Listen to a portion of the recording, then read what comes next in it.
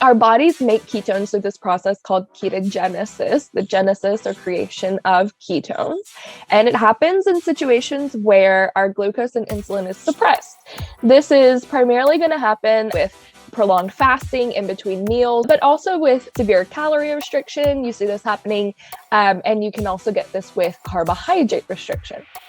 So when glucose and insulin are suppressed and fat oxidation is occurring, some portion of that fat will be converted to ketone bodies.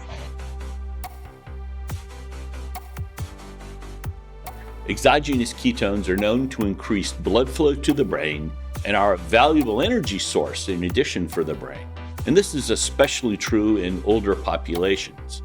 So yes, for many people, they experience improved focus, but there's a large degree of individual variation.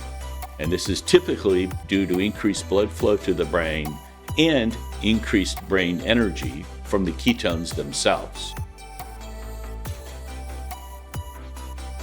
So sometimes we talk about like antioxidant genes. These are genes that are present in our cells that are turned on when we need to protect our cells from oxidative stress or free radicals.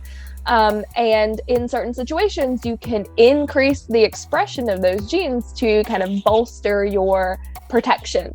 And that's something we talk about sometimes in the conversation with ketones, because it has been demonstrated that ketones can interact with the DNA in a way to increase the expression of some antioxidant genes. So hormones in the body pretty much impact every biologic process. Hormones are sort of chemical messengers.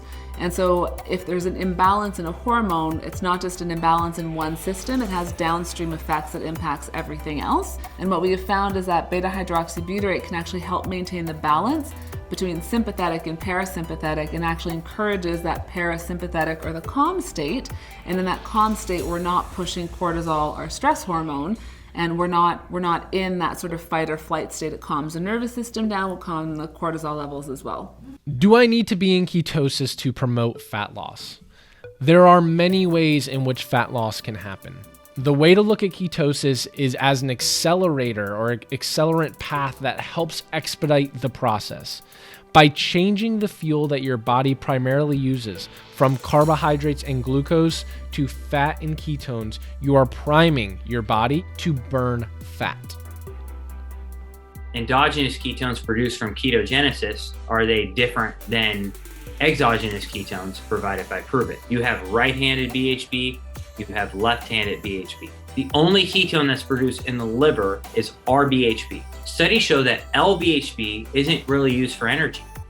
In fact, if you just take it, it just hangs out in the blood, but it seems to be diverted toward fat storage. If I go to the store and there's a lot of ketones on the market and I buy ketones, they're what we call DLBHB, meaning you have 50% R, 50% L. In our bodies, we don't have 50% L, 50% R. What Pruvit has basically done is that their ketones are actually naturally made. They're naturally made through a process called fermentation. If you take Pruvit ketones and you look at the ketones in your blood and you put them under a microscope, they're bioidentical to the ketones produced from your liver.